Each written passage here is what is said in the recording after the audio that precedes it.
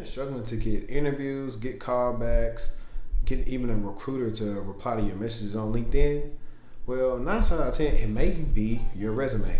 And as a person that was in this position 6-7 years ago, and now as a career coach that really specializes in helping people get into cybersecurity, I know what the reasons are. And guess what? In this video, what I'll be doing is actually showing you my cybersecurity resume progression. And it was not always good.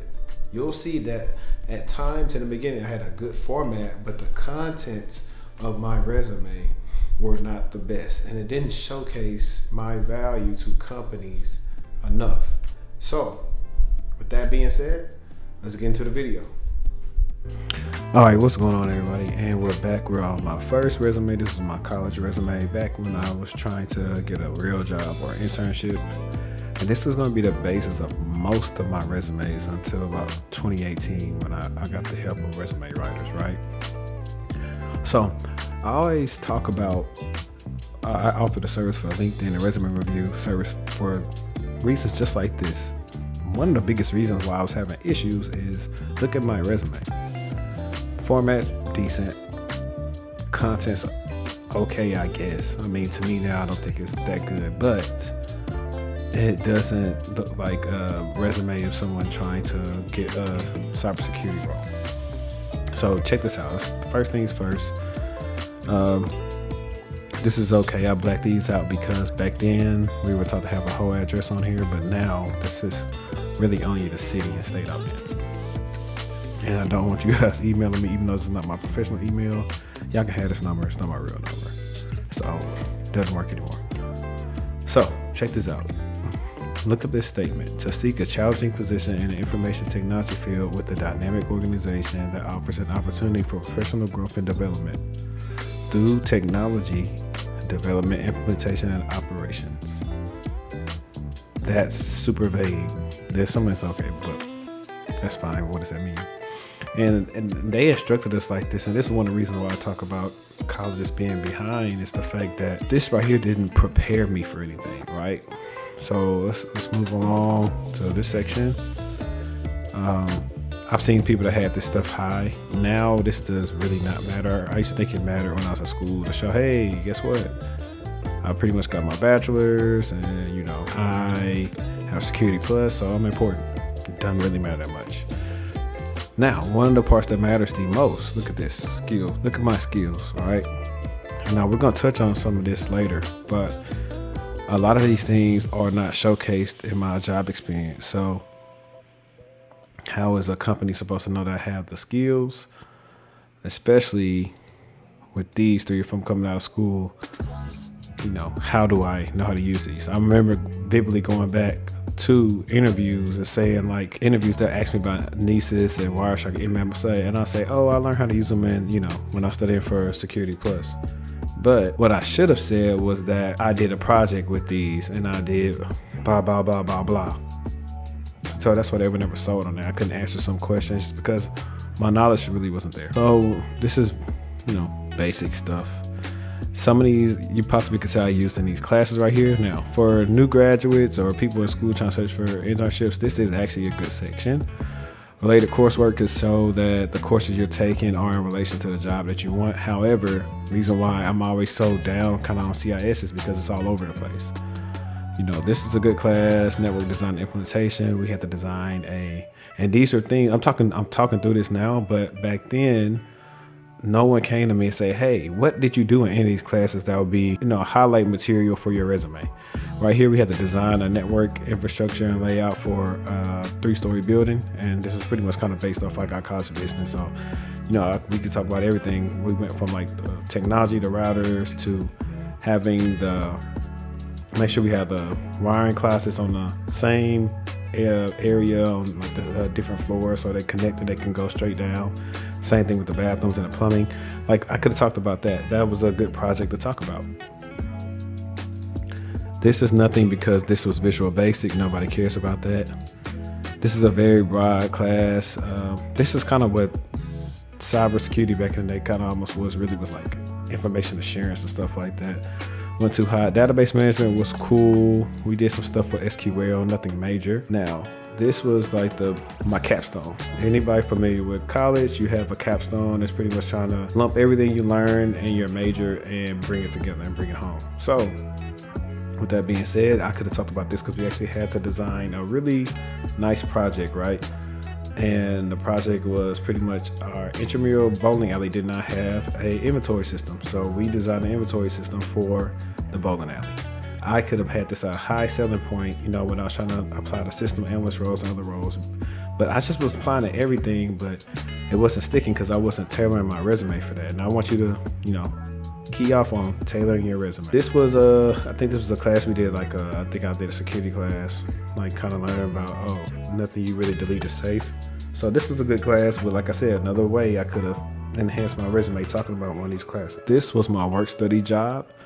And this was, the job where I pretty much was saying, I got IT experience in, and I'm talking about, some of the stuff I'm doing. So prime example, I put right here, Dell case client for the ticketing system, but I don't have it up here with my other skills. And, some of the mistakes I did also was not starting everything with the action verb. Maybe I should have quantified, which I didn't know back then, but I could have quantified how many professors and students and everything that we served in the college of business. We could have talked about even maybe something more, something troubling or something I really accomplished on there. And I'm going to show you guys something. It's going to be in my later resume, but I always say this should be summarized and then let's, key project accomplishments. Because like I said, recruiters only have 6 to 7 seconds to review this stuff. This was my job at Target. This was cool. It's kind of summarizing what I did, but I could have put granted it's retail, but I could have put some type of accomplishments or something that I did or awards or something that I won right there, in this job position to kind of show how I stand out as a employee. Also, one of the big no-nos I was doing was putting the month with the year. You really only need the year, unless you got, I know military stuff is a little bit different when you find out those roles with government roles, but for the most part, you want to show that you have more experience or whatever. Now, granted, these two are unrelated, so technically, I only had a year of IT experience. And this section really does not need to be. All this does never need to be on the resume. You're gonna see I was making this bad habit a lot. This section right here does not need to be on there. It serves no purpose. So remember, that does not need to be on there. So this was my college resume. Let's get into my resume with my first job. All right, guys, it's gonna be a lot of redundancy here. I actually do not need to really cover the top parts, but we're gonna go to now. I've added some skills and some do's and don'ts. So I still have a lot of crap on here, right?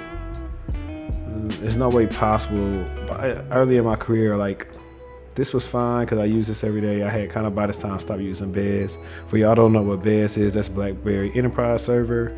I should have taken, let me show you what I should have taken off. SQL experience, access management. Well, not really, because I was dealing with access management on the help desk with users' permissions when it came to their network drives and other things they could access. So I was working with that, so I could leave that on. But networking should have been taken off because I wasn't really doing any networking. Digital forensics should have been taken off. Cryptography should have been taken off because I took one class. I didn't work on these skills, okay? That's what I'm saying. Nessus and Nmap Autoshelf really should have been taken off because I was not actively working on them. So I could never explain them. Command prompt should not have been on here. I should have put, retrospect saying I know how to use PowerShell or I'm good at scripting, not command prompt, okay? This was cool because if I was looking for a help desk role, Windows remote assistance at the time, that's what they built in tool you could use to remote in to people's hosts, especially if you're on the same network. So that was fine. Cisco AnyConnect VPN client, I just knew how to help people navigate to connect to it. Technically, this should not have been on there. I didn't really do anything else on there. So as you see, guys, I'm pretty much telling you that if it's something that you don't really work with in depth enough to talk about what you use it for at work, it should not be on your resume. Or if you don't have the experience, if you hadn't did projects and labs on it, it should not be on there. So that's just a heads up for that. We've already went through my related coursework. So now let me show you the error, the biggest error that I'm making. This should not be first because it's my last position. It should be last, okay? This role, which is the new role, should be first. And I should have put 2014 to present. And right here was fine, summarized, but no accomplishments, nothing quantified. We serviced a lot of users, and recruiters and hiring managers would love to see how many people that we actually, are helping when we do our job. So guess what I was messing up right here? It's cool. I learned from it. As you see, still making the same mistakes. And we're going to get into my last resume before I actually make the change. Okay, guys. So a little bit change, only a little bit. You see the difference is that I have now started my master's. I still had the stuff too high. Now let's show you a whole bunch of stuff that I've added. Now look at all this crap, right, guys? It's impossible. If you're looking at my resume, it's possible that I know how to use all these things, right? And I'm telling you, I was a repeat offender of doing this. I started anything I had access to, could log into, I was adding the skills. I'll tell you again, do not do that. I know it sounds like a broken record, but trust me, don't do it. Because what happened was when I started interviewing, they was asking about these tools. Oh, you know how to use, let me see which one asked me. What did you do with the Barracuda WAF? Oh, I just logged into it to check if status was up. That's not good enough. I didn't configure anything or do anything as service any requests. So no, don't put that on there. Take that off. Anything that you, like I said, you can talk about it in depth, take it off. At the time, I did use Splunk to query different things. Some of you had Splunk dashboards, stuff like that. So I could leave Splunk on there. Exceedian was something I used at the help desk. We used it to log in and access different servers. So Exceedian was fine. But other than that, this was a lot of stuff. And this was causing me issues when I started interviewing. But you're going to see same mistakes. I do not have my current job first, which by this time I had left the service desk and I was working as a NOC analyst, right? Formatting's messed up. Still have grammatical errors. And look, all I did was and at least I did do one way of actually adding an action verb on here. But unfortunately, I just copied and pasted the job description. So it's not telling you really anything about what did I accomplish. I did a lot of things. I helped with documentation. I was a part of some big incidents we had. I helped set up new processes and procedures, made suggestions to the NOC, for technology we can use to pretty much streamline our processes. None of that stuff is present here. And same thing. Okay, so now I'm gonna go to the last one that's had the same format, but it was almost a little different. But okay, all right. So this is pretty much the same format, a little bit difference now. I finally have a different summary. A motivated and skilled individual with 6 years of analyst experience in information technology, well versed in analyzing problems with strong critical thinking, communication, and people skills, able to thrive in fast-paced, challenging environments where accuracy and efficiency matter. And that was probably Googled from somewhere. This was better than what I had because it kind of summarized my skills, but it wasn't geared towards anything cybersecurity related. So that's one of the issues. Like, it's not grabbing attention. That's why I got so many no's in the beginning and wasn't getting a lot of interviews because of this. Same thing. Now look, this is just a cluster. Excuse my language. This is a mess. Look at this. I might have to play the Price is Right theme song right here. Not the theme song, but that boom, boom, boom, boom, boom. Because this is a total mess. This is so much crap. You can see why I was getting grilled on interviews. They was like, ain't no way he know how to use all this stuff. Ain't no way. So they started challenging me, and I couldn't answer any of these things. It's crazy. Like, the stuff I should have been on here, and I was boring, y'all, but you're still with me. Please hit that like button.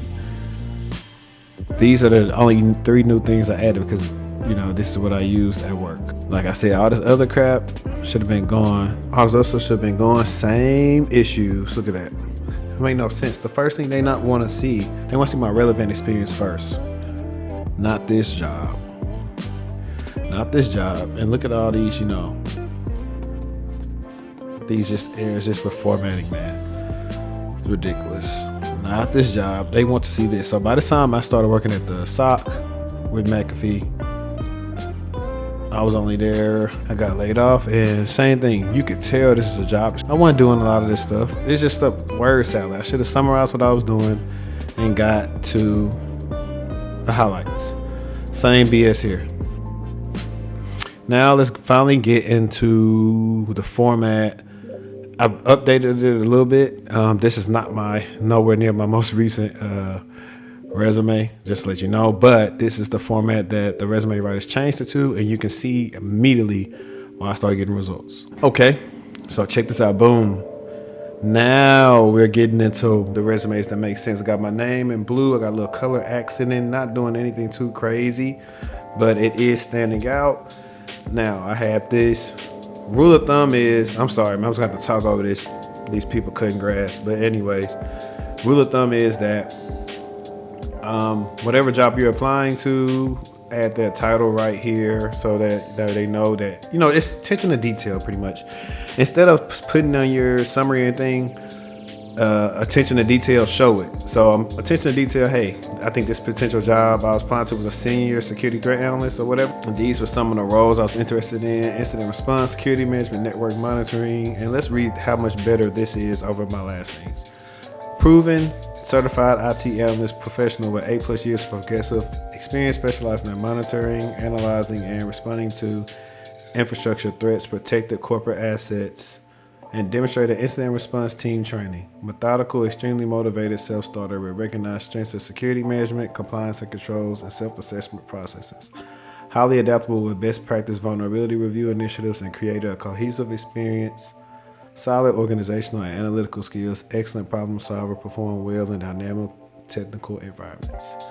With the balance of IT experience, certifications, and education, ready to deliver world-class security solutions. And some of these things are things that you may see like in job descriptions when they look for people like growth mindset, team oriented, blah, blah. This is what this stuff is right here. Now, I've changed this a little bit. Instead of saying IT analyst, it says like security analyst. With I think I'm on year 10 now, with experience in total. And now look, I actually have a notable highlight section. Remember I was talking about some of the stuff I did? So now immediately with those first couple seconds, a recruiter gets my resume, they can see some of the notable highlights that I did, right? So that's good. I'm not gonna go deep into those. You can pause it and read if you want to. These are just some of the things. I've did more things since then because this is not my most current resume. Now look, less technical skills than I had at all that BS crap. And now I actually have stuff that I actually do, that I use on a day-to-day, and why did I use them? Not trying to get overcomplicated with it. You only know what you know. So that's why I have that on here. And as you can see now, at this time, this was my last position where I was the lead threat analyst. It's the most current, and I got it summarized. And some of these things I'll also, if I did an accomplishment that was related to the job I was interested in, I would throw it in there as a project accomplishment. So I remember one time they were talking about cyber kill chain in the job. It's kind of what I use to get insights on the attacking network. Help make correlation rules with threat hunting and threat intelligence, which I did researching, and also just looking at our environment, seeing what we have, seeing what we're missing, what gaps we have. That's what I was doing. Same thing with the first role. Now I had 2 different roles at one company, so I put when I did the first role, that time frame right here. So yeah, that's the difference. Same thing. And we're gonna go back to some of my other roles. Look how short and sweet that is. Look what I put right here. Same thing for knock analyst, same thing. I didn't quantify a lot of that, but I did quantify this. Look at that, 80,000 users. That's a lot. They want to see that. And this is on here as well. However, it's not on my resume anymore. It's just too much. It's not, important to my role. And service desk isn't really on there anymore because, it's almost 10 years old at this point. So only, the last current, roles like this might be falling off soon too. And then look, I'll show you guys something. My education and certs is all down here. So that's why I said when it's not that important. But hey, I appreciate everybody for tuning in to this. This was hopefully a beneficial video for you, kind of my cybersecurity resume progression, and also things that I was messing up on while I was trying to find a cybersecurity role. If you are, if I didn't cover anything that you have answers to, please leave comments. If you enjoyed this video, please hit the like button. Tell me about, what you took away from it in the comments. If you would like me to review yours for my actual LinkedIn and resume service, you can check the links under the description and I could actually review your information there as well. But thanks again, guys, for tuning into this video. As always, let's stay tuned.